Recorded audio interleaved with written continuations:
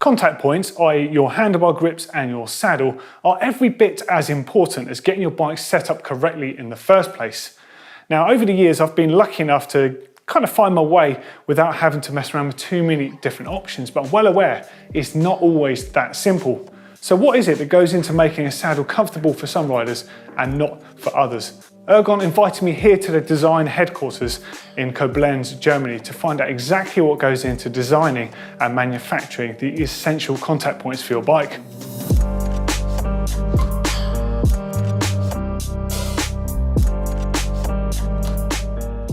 It's a company started by a cyclist, Frank Arnold, who incidentally is actually the brother of the founder of Canyon Cycles, Roman Arnold. Now, it's very clear to me that this is a company that lives and breathes bikes and design as well as ergonomics. You can see subject books and studies everywhere around the building, and it's very clear that there's a serious amount of cyclists working in this expert company. Now, I'm really excited to be here and I'm really enthusiastic to find out exactly what the process is. Let's go and have a closer look at all of those steps, starting with the very early conceptual drawings and the initial design. Industrial design or product design is basically joining the whole chain of production. So it's like basically from the start, from the idea to the end product, right? Yeah. We start with collecting information, basically a lot of research that either comes from blogs, from online reviews, from our own dealers. Yeah, sure. And from ourselves as well, from testing the products. And ourselves. I guess this is from existing products or well, it can be based on existing products, but sometimes in order to innovate, you also have to take some not wild guesses, but some steps forward, right? Which aren't based much on anything, or anything in particular. So yeah, we start collecting information and a lot of research in order to develop a briefing that satisfies like ergonomic functions, technical functions, and also aesthetic functions. So this is also the next step. In the concept phase, we also need to define like the basic dimensions of a saddle and the shape. We start out with very basic drawings of the shape, and we check them with ergonomics team, so we are sure we're on the right path. You might not find it that surprising that Ergon take ergonomics very seriously. With their crack team of experts, they make sure that every saddle design is up to high ergonomic standards for maximum comfort for a plethora of body shapes. Now, they do this via several tests. So when we develop a saddle, we try to see what is happening when the rider is sitting on the saddle. Yeah. We want to see where the pressure occurs and how high the pressure is. So that's a necessary part to see what is really happening. But also we want to know how the rider feels on the saddle, because sometimes you can see pressure that is not really disturbing the rider, or the other way around. There is pressure that is not really high but is disturbing the rider. So it's a back and forth process. Okay, cool. So explain to me what this is doing then. Okay, so that's our pressure mapping foil, and due to the fact that you have two layers, the resistance changes, and this is translated to pressure.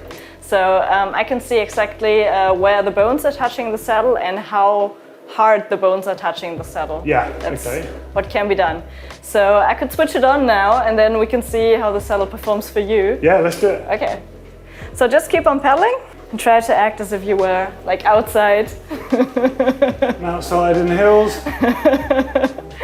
Okay, shall we take a look here? What we have now here, we can watch the video in real time. Yeah. And you can see that the pressure is moving from one side to the other and a bit forward and backward. So you're always moving a bit on the bike, and the pressure is moving from one side to the other as you're pedaling. But we can see here in a really good way when we take a look at the medium pressure and also at the max pressure, that you're loading your sit bones very well. So the middle part of the saddle, there is no load. So you can see the good part of the channel that is unloading the sensitive areas where blood vessels and nerves are getting out of the pelvis. Yeah. And so the bony structures are loaded, and that's exactly how we would like to have it. And so, how many people do you think you go through this process? I would say not enough. So it helps always. It always helps us in the development process to get as many pressure distributions of people to design our saddles the way that they suit the most riders outside, as many riders as possible, and that's why it's so necessary to get as much data as possible. And so we're moving from events to events, or getting people in here to get their butts measured. And so this helps us to create a saddle that can cope with the problems that people are having and create the pressure distribution that we would like to have to load the bony structures and unload.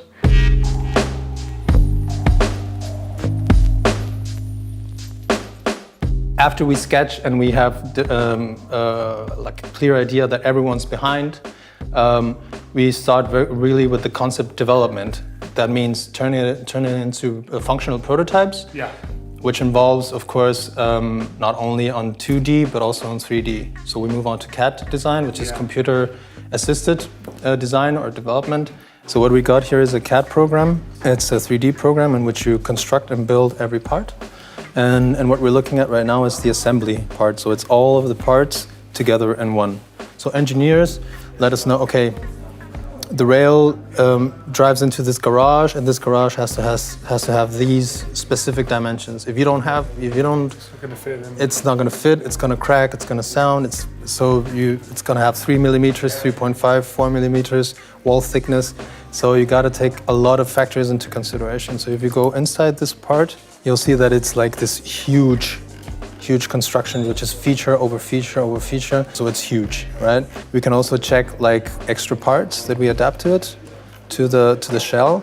And you've got like a rear mod guard, which you can adapt to the clip on the base of the shell. One of the cool features of the GMBN saddle. You have no idea when you look at the saddle base how much work that you've just shown me goes into it. That's insane. This way we can create functional prototypes, which we produce also in-house through a milling machine, 3D printer, and some magic hands from our colleagues. So we can try different construction concepts maybe, or see how far we can push the limits of each product.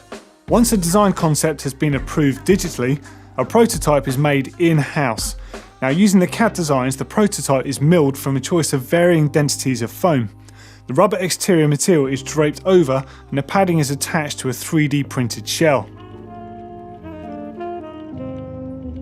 As soon as we finished the first prototype, we would go and put it on the bike, go ride it here locally in Koblenz, and then we can already see if we're happy with it, if there's anything that we want to change. And at the moment we're doing a study here in-house, so it's people of the region that are coming to visit us here and do a study and test several saddles and also test them outside, give us the feedback through a questionnaire, so yeah.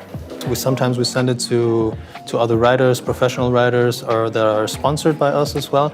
They send us their feedback. We have the FMD racing team, Canyon Factory racing team, we have a few young gun racing teams, all the different athletes in different sports from XC to downhill, and we send the prototypes out to them so they can actually test, and then we Skype with them, we talk to them, we ask them about their opinion, and then try to put all this feedback into the product again. Wow, so they're actually testing some of those prototypes similar to what we saw earlier? Exactly. If we find out about things that we want to change, we just change it in the CAD.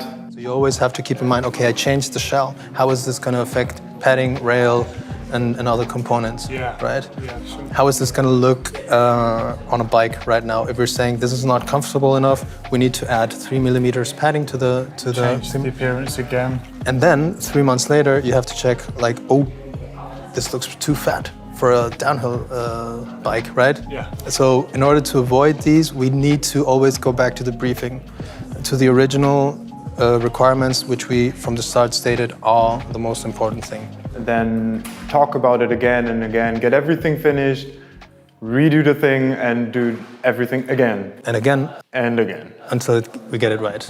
And on top of that, Ergon conducts constant in-house lab testing to make sure all their designs and materials stand up to the rigours of continual use. And if you follow me in here, we're going to find that, hopefully, Freddie is up and running in here. How you doing? Hello, hi. Yeah, cool. So I've just been talking upstairs with the crew about how the 3D design turns into the rapid prototyping, which we've seen now. Now here you're going to be doing some lab testing in here. Yes. So can you just tell me the sort of tests you've got in here and how you get a product finalized before it goes to production, I guess? Yes, so this is our static testing machine that we use to try to understand how our saddles behave, the different materials, how they deflect.